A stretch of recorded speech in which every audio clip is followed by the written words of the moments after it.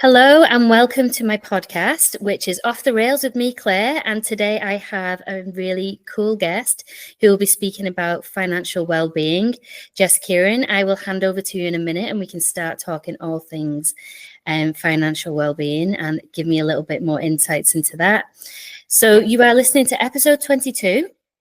My last one for this year, 2024, hitting off in 2025, which I think is a really nice seamless link into what we're going to be talking about to set you up in a really, really good way for the up and coming year.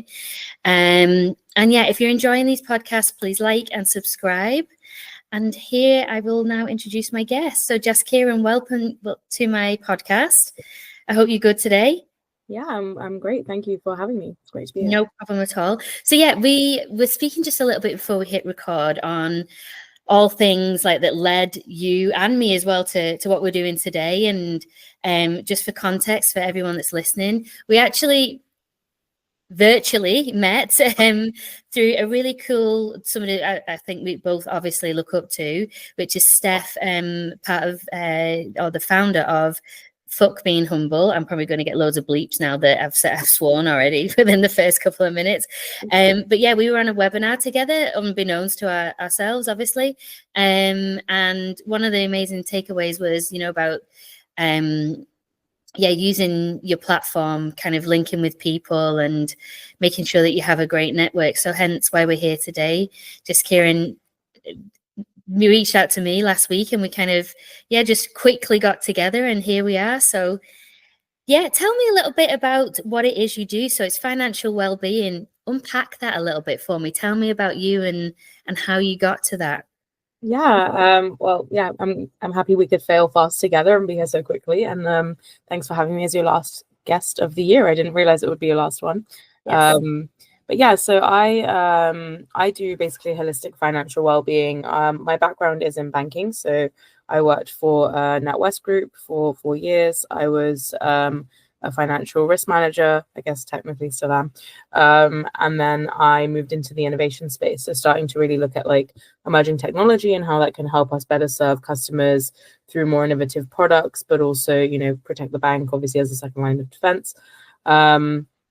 And then from that, I kind of moved into the social impact space where I did a fellowship called Year Here, which focuses on complex social issues here in London. So I moved back to London from Edinburgh and I worked on my primary focus during that time was on financial resilience and life shocks. So I worked for a poverty charity called Turn to Us, and I was running innovation there. And then I kind of worked on diversity, equity, inclusion, the role of anchor organizations and how they support communities in London. And then I founded a fintech called Carla.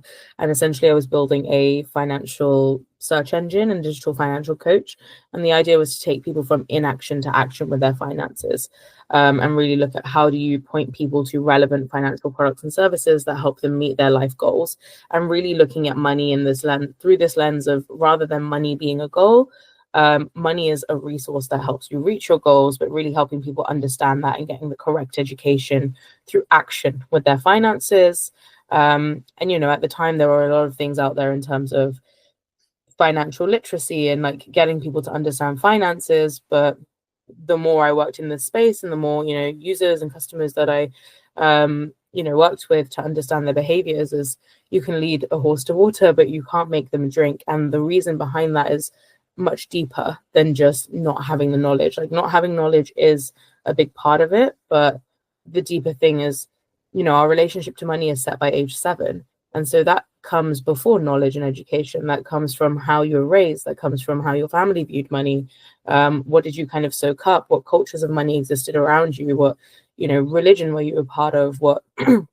What's your ethnic background and heritage? Do you have an immigrant background? Like, a lot of things make up how we relate to money, the same way we relate to anything else, whether it's relationships, whether it's food, whether it's fitness. All of those things come from something deeper. So on that journey, I was kind of getting more and more interested in the behavioral science behind like how we think about and talk about money, and don't talk about money actually, which is usually the case. 62-63% of people don't talk about money due to fear of shame, fear of judgment, shame, and guilt. And these are kind of the top factors as to why we don't do it. So I closed down my startup at the end of last year. I completed my trauma of money certification around the same time. And that really looks at that's a great program. It's run out of Vancouver by the amazing founder Chantel Chapman. And they really look at the idea of decreasing shame and increasing discernment. And I qualified as a professional trauma of money practitioner. And then I've brought that into what is now finance therapy. And that's what I run. And so I really look at money and mental health. And that's due to a combination of, my own experience of burnout and poor mental health, being a founder and working in the startup ecosystem. I had 2 jobs at the same time. And, all those things are also driven by my own relationship with money. But, our mental health and our money, it's so deeply linked and they can affect each other greatly. So that's why I founded Finance Therapy. And I basically, I do, writing around money and mental health, but I also lead workshops. I do employee wellbeing. And then I also do founder financial resilience and wellbeing. So really trying to support people who, have side hustles or businesses or want to be entrepreneurs or are entrepreneurs in understanding their relationship with money and how that's impacting their ability to build and grow a business. Wow. Okay. You have told me so much that maybe I realized, but didn't tap into. So I'm going to kind of try and remember a couple of things that you've just said. So the first thing that kind of was a bit, I was able to relate to straight away was culturally and how money affects you. And if you come from a family of maybe first or second generation immigrants. So my family are Irish and moved to England. That's where I was brought up. And there was always, a very strong kind of belief in our house where you work very hard and you work for your money. We didn't get pocket money. It wasn't a thing. My friends got pocket money. We didn't. We did chores around the house and we got treats, of course. But it was just different. It wasn't what we had. And when we were always encouraged to get a job as soon as we could. Our education was important, but we were always, okay, well, if you want something, you go out and work for it. So those in our household, we just thought that was the norm. And of course, in a lot as well of other households, regardless of culture, it is the norm. You are brought up with a certain amount of kind of empowerment to go out and get, make your own money. However, it wasn't everybody's norm. So what happens inside a certain home with a certain culture that, is instilled in you, until you start talking about these things in a bigger audience or from a more holistic manner, you don't realize that it is different case by case, and how you are brought up does instill different values with regards to money. So that was just something that I thought, because throughout my life I have realized that how I was brought up has made me different. I've always been careful with money, and that was one culturally, but also my parents were self-employed, so from one month to the next there was always a sense of be careful with your money. You don't know what's going to happen. And that still is in me today, even when I've been in a secure corporate job. Now it's different again because I'm self-employed, so I do have that. But when I was in a secure corporate job, I was always, I'm not going to spend my whole salary, which I would work with other people and they lived from paycheck to paycheck, even though they earned big salaries. I was like, how do you get through that sort of money? And it was just frivolously spend. Whereas my mindset was, just in case I'm going to save, or I'm going to save for something bigger and better and more long-term, because that's how I was brought up. And in the moment when you're younger, you don't realize those lessons that are being paved for you. But when you've mentioned that, it's really kind of, wow. Yeah, I know how that feels. So tell me a little bit more about that.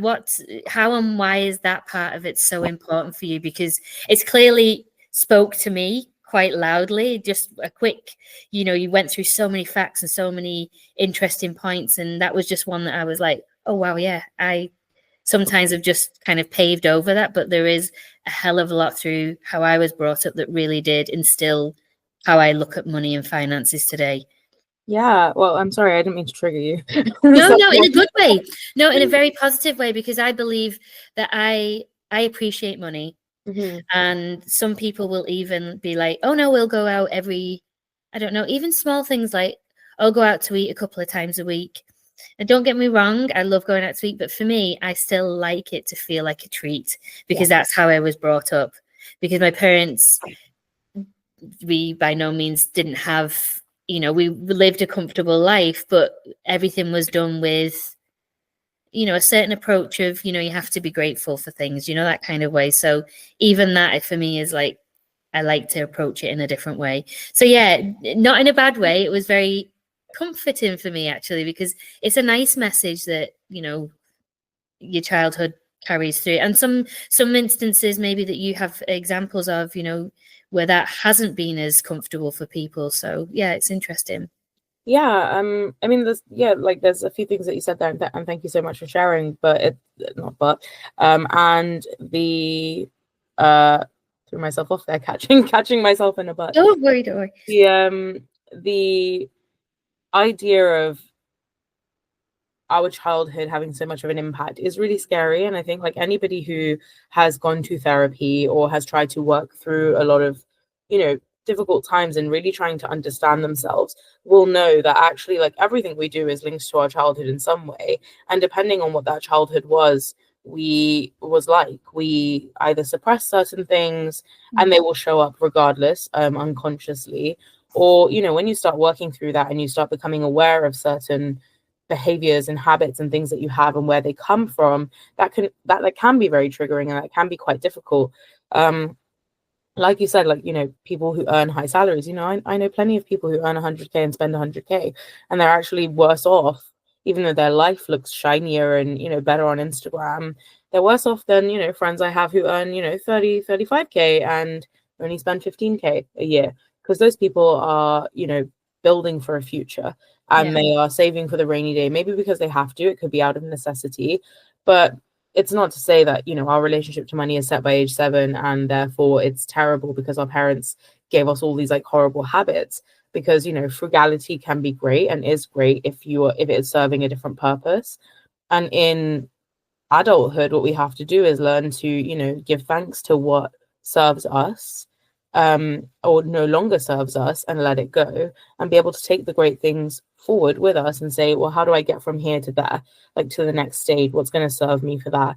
And that is a lot of deep work in terms of understanding, what do I want from life? And this is why when I talk a lot about money, is one, we have to talk about it. And we don't like talking about it, but if we don't talk about it, we're not going to realize what we actually want from it, why we need it, what purpose it's going to serve. And two, we find it more difficult you can't get rid of the shame if you don't bring it out of the shadows. And like shame thrives from you not talking about something, whether it's money, whether it's sex, whether it's relationships, whether it's food, whatever it is that you're having a difficult relationship with. The less you bring it out into the open, who's going to be able to help you, right? Like you can't ask for help if you don't know how to vocalize that. So a lot of the work I do is based on just that first step, like getting comfortable talking about money in the first place, and then learning how to ask for what you need, whether that's help, whether that's advice, whether that's guidance, whether it's, you said you went from corporate to being self-employed, and that's a really big step. And, you could have put 50K in your bank account and said, cool, I can afford to live on that money for the next 2 years and I'll be fine. And I'm going to give myself 2 years for this business to work. It's still stressful. It still puts us into a state of scarcity, because what will happen to a lot of people is they'll say, I've got 2 years. And instead of focusing on the time you have now to get what you get done, you start thinking, I've only got 2 years, like fuck. And so the scarcity mindset slips in. And so instead of spending all that time doing deep work on your business, caring about what you care about, like doing the work around that, building the communities, you spend a lot of time in survival mode, or like you can slip into survival mode, which means that you procrastinate, you become less efficient, you don't use that time wisely, you then beat yourself up for not using the time wisely, and then you bring guilt into the equation.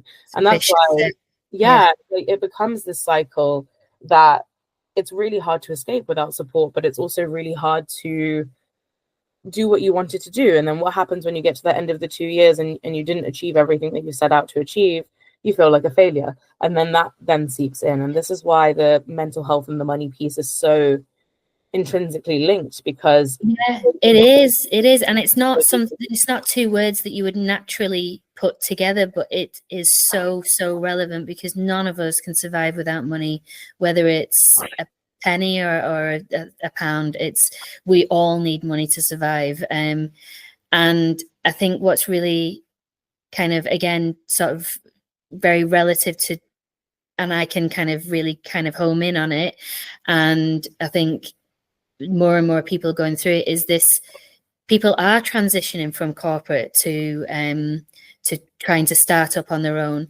And I think all of those things that you said, quite quickly going into survival mode, leaving something where they felt quite trapped but secure financially. So there's those two things you often battle with, but then you come into kind of this free state of mind with a business. However, then the problem that you had before was the corporate and not the money, and then it flips on its head, and it's okay, I love the fact that I can do what I've always wanted to do, but the financial side of things really scares me. And there's been so many people that I work with, because they do want to transition out of what they want to do, but the financial thing constantly holds them back. So when you deal with your clients and even advising from a different angle, what are those things that people should kind of look out for? I know you've mentioned briefly that 2-year kind of pot of money is something that is a nice to have, but there's a lot of people that just can't get to that. What would you kind of advise on that? What would be your angle? Yeah, absolutely. I mean, 2 years is ridiculous, right? Unless you're going to do what I did and move back in with your parents. And I'm grateful that I can do that. And I'm from London, so it doesn't actually put me at like a huge disadvantage. It's not like I'm moving back to a village that, it costs £200 to take a train into London or anything like that, which some people that is the reality. But luckily we can do so much virtually now. I think like the ideal scenario is, if you want to transition out of corporate, is to always have your emergency fund, and you should have that anyway. Like if you're working in corporate, that is what you should be working towards, and that's the first thing you should build, because emergencies can be anything. It could be your washing machine breaking down, it could be your rent going up with very little notice, it could be you needing to move closer to family because somebody is sick, it could be you needing to pay for somebody's care. Like our parents are getting older, you never know what's going to happen, and nothing is a given. And so when we talk about emergency funds, it is very emotional, because it means talking about morality, and it's about talking about change, which we hate. But you need to be prepared for that change financially, because there is nothing worse than dealing with a very serious illness in your family or for yourself and not financially being able to support yourself through that. There's nothing worse than something that's like going to cause grief in your life, whether it's the loss of a job, redundancy, the loss of a pet, a person, a parent, a child, and then worrying that you have to go straight back to work because you can't afford not to.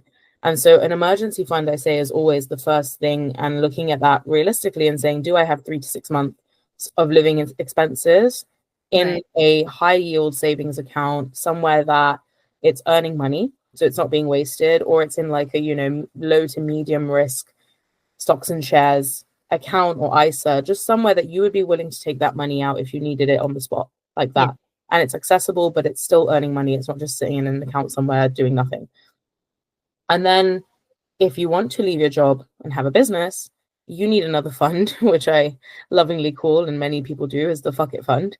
And that's I hate my boss and I can't stand them anymore, and I have to quit today. And I'm going to negotiate the lowest possible leave period. I don't care what it says in my contract. I can't be here anymore.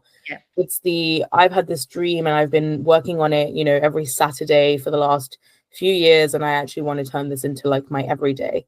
And that's like 6-month buffer, that's your 6 months of living expenses on top of your emergency fund. Because what you have to imagine this money is that it's your salary. And that's like your starter fund salary. And that's whatever you feel comfortable giving yourself. If you think you can do it in 3 months because you've already been working on the idea, you have a community, you have some customers, that is, up to the individual. If you think I'm actually 3 months to a salary in this, if I quit my job right now, cool, 3 months. If it's more like, I want to spend more time on this, I actually need to build up clients, I need to like get out there and network, but I can't do that because of the full-time job I have, give yourself at least 6 months. And that is the money that you imagine that you pay yourself with. Right. So it's kind of like, okay, maybe you don't pay yourself as much as your employer was paying you, but how much is my rent? How much are my bills? How much does it cost to go out and eat with my friends once a week? Because you still need to look after that. Is part of your well-being, right? And so if it is seeing friends once a month or once a week, if it's you have a pet and you still need to buy their pet food, like what is your 6 months of living expenses plus a buffer for like any things that come up, gift buying, like going out and seeing people, going on a holiday, not going on a holiday for 6 months for some people is like changes their well-being a lot. Yes. Like, definitely, right? People think like, oh my God, she's always traveling. And I'm like, well, when I'm not, I'm miserable. And so for me, it's really difficult to not go away more than like at least once a year. Yeah, you have to understand your non-negotiables and I think be realistic about it. And I think that's often where people make some of these early mistakes is I can do without that and I can do without that. But then what you're giving up, what does that really affect? And that is a really, really, really good piece of advice to give anybody, because you may think I can strip everything, my luxuries. But I think there's tiers of luxuries. Mm-hmm. There's luxuries that are nice to have, enjoyable, and need to have. Yeah. Because luxury can be going out for that cup of coffee once a week. Yep. It's something that you're investing in yourself, and it may be the weekend away every 3 months or whatever it is, because you need that. You need sun, you need to be away, you need that time to reflect, whatever it is. But it's that non-negotiable that I think, yeah, that's something super important that people really need to be honest with themselves about. Yeah. What can I give up and what can't I give up? Yeah. And that's exactly it. Like being honest with yourself is so difficult because we love to believe that we're better than who we are. Yeah. Common mistake. Yeah. Yeah. And it's like, I can't remember the word now because my brain is doing that thing, but there is a thing like, you're overconfident. And this is actually a thing with like behavioral science when it comes to money. There is overconfidence. I know more than I actually know, so I'm going to invest in these stocks, or I know more than these people, so I'm going to do this. But we're also overconfident in who we are. And so holding a mirror up to ourselves and saying, actually, like, what do I really need is really hard because we don't look after ourselves like that. And many people who are spending all their money frivolously, I think is the word you used, it's usually to cover something else up. Yes. And when you move into a space where you are relying on yourself financially, you no longer have a big employer who looks after your pension and your national insurance and your everything that you need and you never thought about, and you become completely self-reliant, all of those things start to become more in your face. And that's why you're looking after your well-being is so important, because, and like your mental health, because you really start to realize what you needed for your mental health before, and what were you using as like a mask or as a plaster when you were in corporate. It's not going to go away just because you left that job. And I think we all think that, right? Oh, if I leave this job, that is a really good point, because the core of who you are carries you through regardless of where you kind of put yourself, and the same not always the same problems, I'm probably not articulating that very well, but the same core things that might trigger you, problems, stress, anxiety. Just because you're working for yourself, you'll still have to deal with those at some point when you scale, when things don't turn out. So yeah, it's a really good point to make, that it comes with you. You don't, just because you've changed from corporate to working for yourself, you just don't leave all of that behind. Yeah, they show up more so.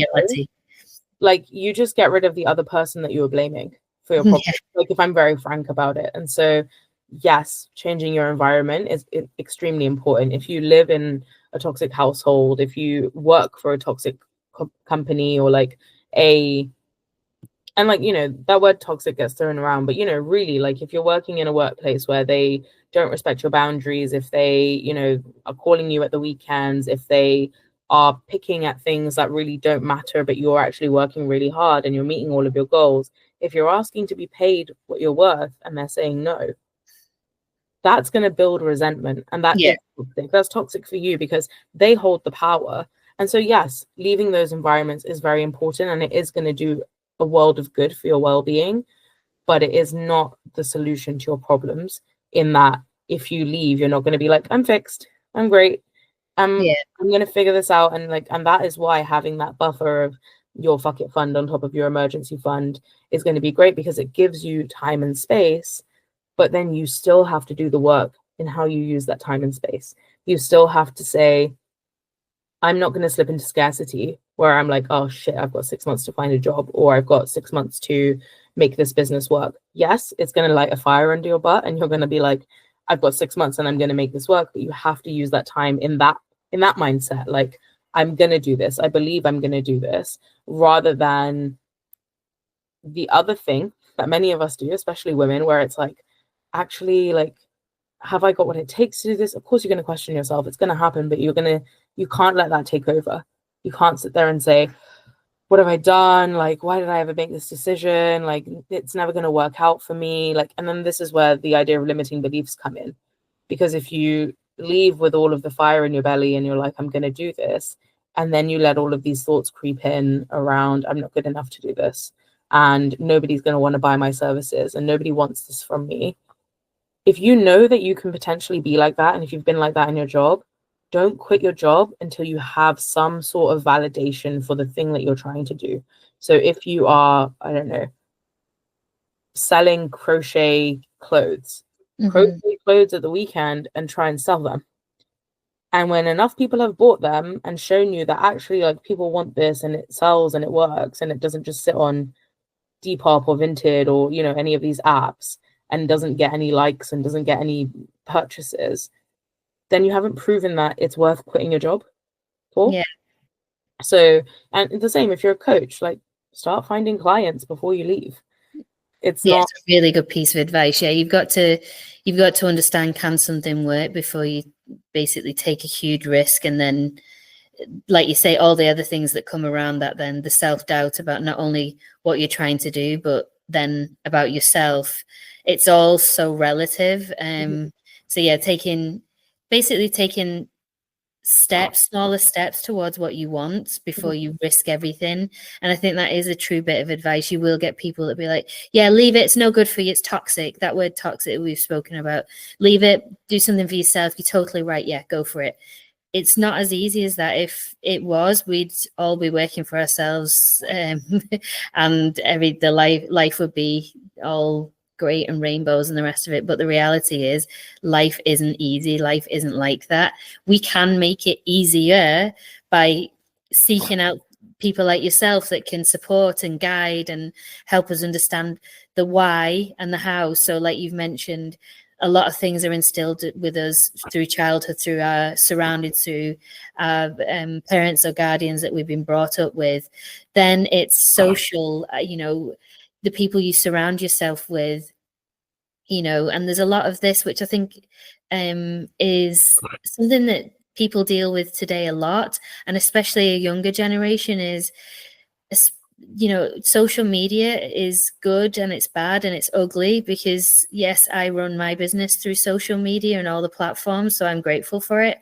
However, there is a different generation, and regardless of generation, that look at things and think, oh, people overnight can earn millions on Instagram, and you told all this crap, basically, that become a millionaire and I'll show you how to get X amount of hits. So there's that part of it. And there's also, so two things here I want to pull out. One is kind of this false living on Instagram that happens. And also social influences, people that maybe constantly trying to keep up with. Okay, well, in that circle of people, they have a certain amount of designer bags. They go out to certain places and they've constantly got, in certain restaurants and having, this life that feels great.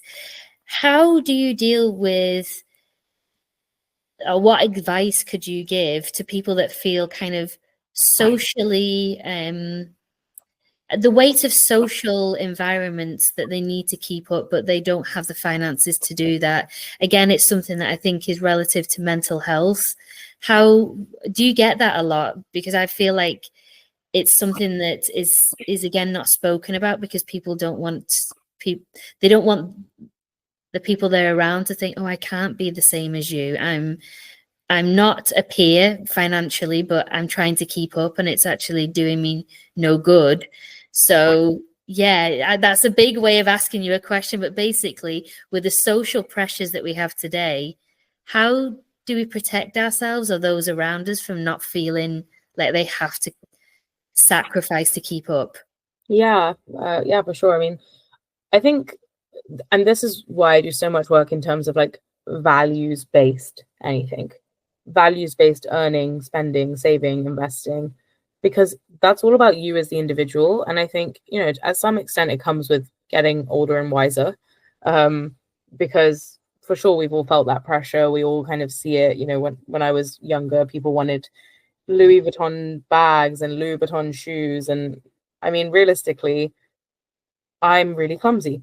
And so, do I want to be in a pair of 5.5-inch stilettos and carrying this bag that's got more shit than I need in it? Yeah. No. I'm really lazy. I hate carrying bags. Like, a backpack is all I will carry. And so, for me, like, that's always been my grounding in, like, what do I value? Because I would be so pissed off if I spent £1,000 on a bag that I never took out of its case, right? Yeah. Like, that also comes from my background, and the scarcity background is like everything you have, you need. Everything was out of need. And so if you find yourself in a space where, and this is easier said than done, but you find yourself in a space where you're with friends who are buying handbags and wanting to go out and eat at really expensive restaurants, and they want to do this a few times a month, and or they want to go, this is what I hear a lot now, maybe because of the age group I'm in, but it's like the hen dos, right? The bachelor parties, and the, you know, all my friends are getting married and each of them want to go away somewhere in Europe or US for like a week to celebrate their bachelorette or bachelor party or whatever. And then they're going to have a wedding, which you also have to attend. And then in a year or two, they're probably going to have a baby and then a baby shower. And then they're going to have this nonsense of like a gender reveal party. And then we're going to have a baby shower. And because these things, we see them on social media, we're starting to think they're normal. They're not normal. Okay. Like, normal is finding out the sex of your baby when it comes out. Normal is like texting a few friends and saying like, oh, we just found out the gender, like this is what we're having. And those are like all built in community. And so really, as the individual, being able to take a step back and saying, what do I value? What do I value from my friends? Why am I in these friendships? And, you know, depending on the age you've got to, you start to realize who your friends are. And you'll know, like, when you're like 21 and you're done uni, you shed some of the school friends, and you get to your mid-20s and you shed some of the uni friends. And then you start to approach 30 and you start to shed the friends who, you know, depending on which path your life has gone into. And that happens naturally through like drifting apart because of values, but we do it unconsciously. And so really becoming more conscious about like who surrounds me, because you are the average of the 5 people around you. Like, this is a thing that goes around and people talk about, like, you are the average of the 5 people that are around you. And that doesn't mean that you become parts of them, but it's about what they say. It's about what they do, their actions, and how that feeds into you and your perception of life and how you feel about yourself and how you feel about them. So what I would say is, if you're in those situations and you think, I have to do this to fit in, but I don't want to, and you're feeling like unaligned with yourself and you're feeling, I don't know, sad or anxious about those things, it's really time to take a step back and say, actually, why am I friends with this person? Not to say go and break up with all your friends, but why do I spend so much time in their company? And what does that give me? And it's not, you have to become a bit selfish, because you say, how does that line up with what I want? And then this goes back to goal setting. So the easiest way you can do any of this is take a moment and sit down and think, a year from now, and, you know, using things like visualization or whatever, where do I want to be? Who do I want to be? How do I want to feel? And who around me is going to help me get there? And who around me is going to make me feel that way? And how am I going to make them feel how I want to make them feel? How do I want people to feel in my company? And so really starting to look at that, and it's, you know, that some people think that's like more spiritual way of being, but it's not. Like, we're all humans. We have to connect. We have relationships for a reason. And if those relationships are putting you at a detriment financially, and you're trying to keep up with the Joneses, my question is always like, who the fuck are the Joneses anyway? Right? Like, why am I keeping up with them? I don't know who they are.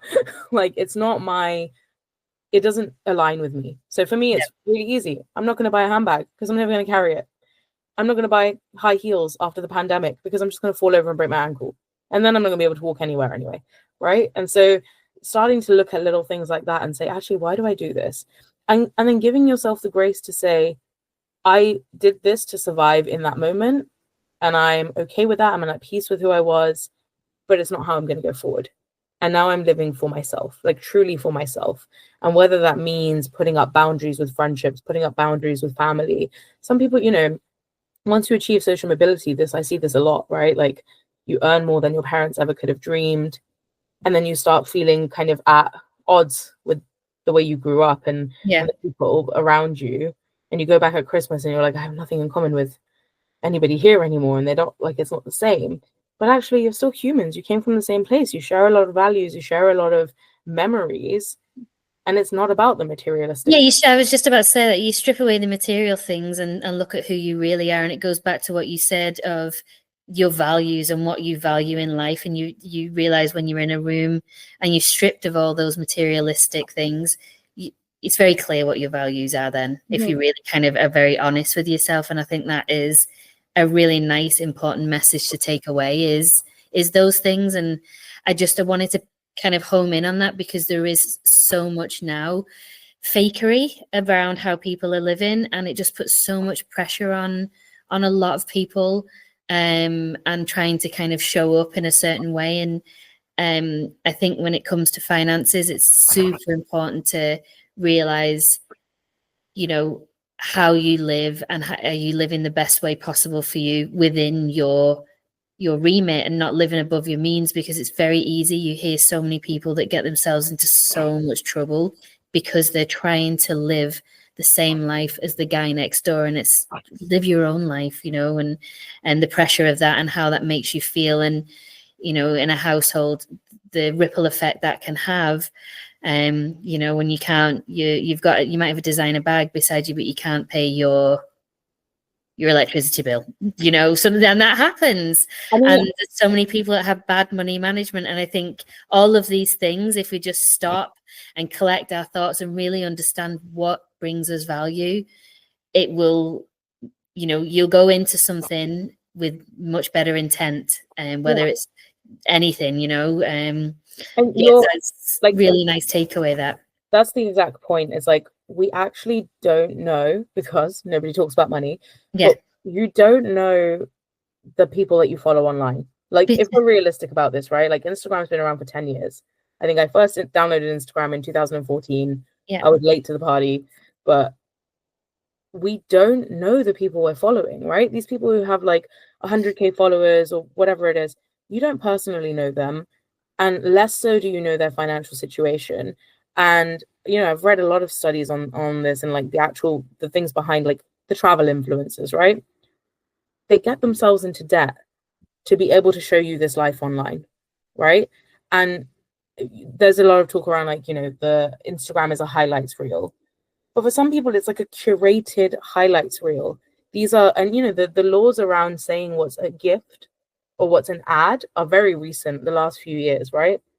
And so we've lived most of the last decade looking at this life that other people have curated and put online without knowing what was given to them for free, without knowing how much they were paid to post that. And I've got friends who are quote unquote influencers. They get brand deals and they get paid like a shit ton of money to do a 10-second thing to get you to buy something from this organization. Do they use it? No, they don't use it.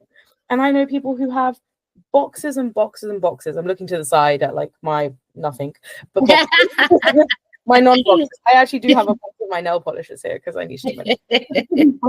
But I'm looking at their stuff, and it's like stuff that they're like, can I resell this? But they've had to open it and use it for a YouTube video. And then they're like, oh, where can I give it? Who wants it? Like, how do I get rid of this? Because they're not using these products. They're being paid thousands of pounds to tell you to use them and show you how they put it on, and then talk about how this is my favorite night cream that I use every day. And it's like, well, how do you use that every day? And that, and that, and Yeah, that. exactly. Sure it is. What are you talking about? Because if I'm going to pay 50 quid for a tub of cream, it better be lasting me more than a week. Yeah, So exactly. how are you using the other one every night? And so it's really like starting to interrogate, like, what are you being fed and what do you believe? Because marketeers are using psychology against you. And that I use that language on purpose. I say they're using it against you because they want you to do something that benefits them, which is buy, part with your money. And that's why like behavioral science and the psychology of money is so important, because you can just use it back and you can say, hey, hold on, like I'm not going to fall into your mind games this Black Friday when you tell me that this thing is 60% off, but you already raised the price by 30% to tell me it was 50. Like, and so it's really like interrogating, why am I buying? Am I buying to make myself feel better? Am I buying because I don't like the way I look? Am I buying because I need to fit in with other people this season? And you know, one thing I say that's like the most radical thing you can do for your finances is to like yourself. Because you're going to stop trying to fix yourself, which we've been doing forever, right? Like I think I grew up wanting to buy Slim Fast and I was like 10. It's ridiculous, right? Like I was because it's what was again fed being the very unsavory word in the context, but it's what we were drummed into us. You know, it was around us, you know, this is what you need to be. It was on TV every single day. And then so was Kate Moss, and so was Naomi Campbell. And then in 2009, Kate Moss says, well, nothing tastes as good as skinny feels. And I'm like, well, now I need to be even skinnier. And like we're always trying to change ourselves, men or women, right? I saw a really funny thing yesterday where it was like a comedian being like, my theory is like the best looking, like the hottest, the buffest guy in the gym is like the most miserable, because they're all trying to keep up with looking as good as everybody else, right? They've got the Calvin Klein models and we had the supermodels. And the same with business. You see the girl who travels all year round and lives on a beach in Bali, and you don't know that whatever big hotel chain is paying her to look hot on a beach and send pictures that she's also edited of her body to make you want that life. She's selling you the dream. And at what cost? And and then you're like, how does this 22-year-old have 10K to spend on this thing? And it's like, she doesn't, it's free. And I think that is a big message, and it's so important to kind of just dig a little bit deeper on, because of social media and how warped it can be. And just if you are looking very straightforward, you will and you want to believe in a certain thing, as opposed to taking stock of what exactly is being said, thinking about it and being open-minded. And again, back to your point, understanding your value, and just then kind of re-looking at something. And I think I would be pretty confident in saying when you do that, you'll re-look at something with a different pair of eyes, and you'll understand a little bit more of, I don't need that, or that's actually not going to make me feel like that. So I think it's a super important message. I love what you're doing, and it's so obvious that money and well-being go hand in hand now that I've spoken to you. But before that, it's like, is it? But of course it is. Everything that you do, those two things cannot survive without each other, through many, many different ways, you know, that we've only kind of touched very lightly on today. Whether you have a lot of money doesn't mean you're necessarily happy. But on the outset, that's how the world wants you to see. If you've got lots of money equals happiness. If you haven't got money equals sadness. That's not the case, in fact, because in the middle of that, when you cut that piece, is what you've said again, is the value piece. And not more often than not, the people that have a lot of money doesn't always equal happiness, because they're buying the things. So I think, you know, this topic could be spoken about again and again and again and again, because we go through different, like, you know, the curve change throughout our life as well, where you look at money differently and you value money differently depending on where you are in life. So I think there's lots of important messages. And I'm definitely going to listen to this back again, because there was so much you said at the beginning. I was like, yes. And I think it's so important, so interesting what you're doing.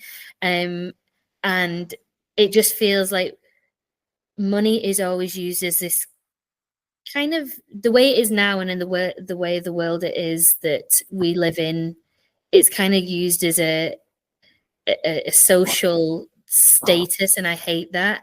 But the way you've maintained that you're looking at it, and the way you're nurturing the whole kind of context of money and well-being and financial well-being, I think that's where we need to all stop and kind of really understand exactly how we approach life and financials. I could talk to you for a very, very, very long time on this, because we don't get taught enough of this when we're at school. And I think it would be great to, have this instilled in children, in teens, throughout our whole life, because just at a younger age doesn't mean you're unequipped. Again, culturally, you might have had something that has equipped you better to understand financial well-being. But I think the fact that you're taking the time and you're using your platform and your experience, and you're upgrading yourself to know more and more and more about it, is amazing, because I think it's definitely something that, throughout our life we approach this topic of financial well-being in many different ways. So I think it's an amazing space to be in. So before we close, one question for me would be, what's next for you, and how you see this part of your business going? What is your intention for, what's next? Yeah, so I mean, like, I feel like it needs to become my tagline, but then my business is called Finance Therapy, so maybe this is like a little sub offering maybe one day. But like, my goal is to have as many people get comfortable talking about money as possible. Like, I do support professionals and founders, and be that through employee wellbeing programs. So, I'll come into corporates or businesses or charities or whatever it is, and do workshops with the employees. But I also do consulting in terms of I do have a corporate background in startups and social impact and impact measurement. So I do a lot more of that strategic work in terms of how do you build more financially inclusive cultures? How do you improve your wellbeing offering for employees? How do you better look after your customers, be that vulnerable customers or just your customers in general? So that kind of covers a big kind of range of different things depending on the business and what they're looking for, in terms of how do we really look at both money, mental health, financial well-being, building more financially resilient communities on the ground. So anybody working in that space. And then I also do coaching. So for founders and professionals, I have a few packages depending on what you are. If you want like I'm like your financial hype girl, if that hasn't already come across. but like for me, it's like money is a resource, and we still don't view it as such in society. We still look at money as some sort of goal, and your goals are very separate. Your goals are to have a business. Your goals are to get further education, to get married, to have children, to travel the world, like whatever your goal is, right? Like to support your family when they are elderly. That's a goal. And they are financial goals in the sense that you need money to be able to do all those things. And so for me, everything I do is like, how do I help people make money their bitch? Because it is a resource. Like, money is not for you to say, I meet people who are like, I always wanted to like save 100K, and then I saved it, and then I was like, then what? Like, still wasn't happy. It's because, well, why was your goal the 100K? What did you want to do with 100K? What were you hoping 100K would do for you? And so, it's that piece of, like just really trying to help people understand that relationship between money and mental health, that the getting the ability to pull themselves out of potentially very dark places, but also helping people build that business that they want to build and not let their relationship with money hold them back. Like, really start unpacking and unlearning the things that don't serve you anymore, letting them go, and then moving into a new way of being. And so whether that's through consulting that I do that then helps a wide range of people and communities, or whether it's one-to-one coaching, or whether it's workshops and retreats and speaking and podcasts. So no, perfect. I think it's an amazing topic that can only evolve. And the fact that you can reach to so many people at so many different ages, this is something that we all deal with in our own capacity. And the fact that if we can raise awareness for people to talk about money and the position they're in, whatever that looks like, I think it's only a positive, because it is unfortunately such a big taboo, and we suppress the positions we're in financially, which has an effect on our well-being ultimately. So I think it's a really good topic to be able to kind of spread awareness and understand what you're able to do and what services you can provide. So from a corporate to a one-on-one, so these meaningful educational pieces that you're able to put out there and make sure people are better equipped to know what to do. But I love the piece about culture, value, and goals. The goal bit is so important, because like you say, I want to get to a financial status, but what are you going to do once you have that? And that is literally $1 million question, probably a question that a lot of people cannot answer. I just wanted to have it. I mean, people say they want financial freedom, and I'm like, well, what does that mean to you? Yeah, do whatever I want when I want. And I'm like, okay, so what do you want to do?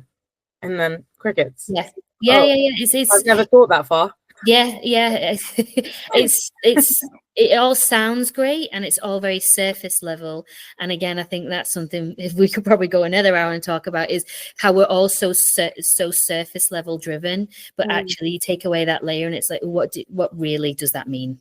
And that's where, like you say, it's a vague area that people don't have them answers. They set themselves these bars, but without the goal to back it up. And I think that's where you can come in and really support and have people understand exactly how to get to those goals, which is brilliant.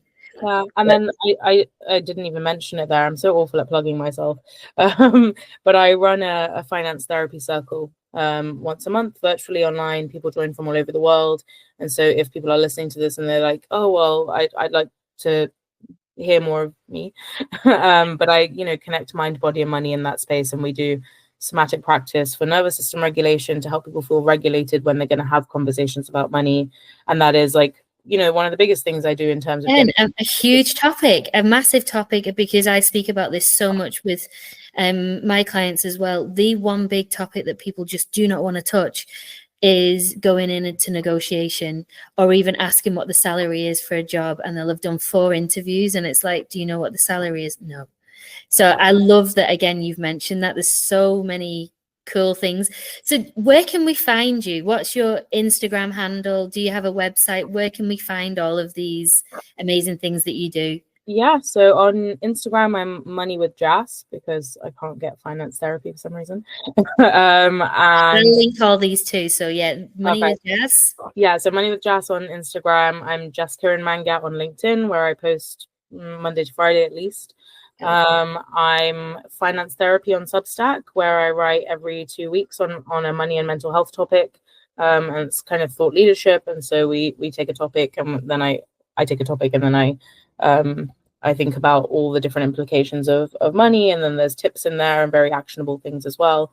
And then also on like our personal well-being. And then, like I said, the finance therapy circle. So the next one's on the 18th of December, and then I run those once a month, the second to last week of the month, and I rotate the days so that you'd always be able to join one eventually in case you have other commitments. And we'll link that as well. And that's like a really great community where people join from all over to share, listen, and reflect in community with others and really explore their relationship with money.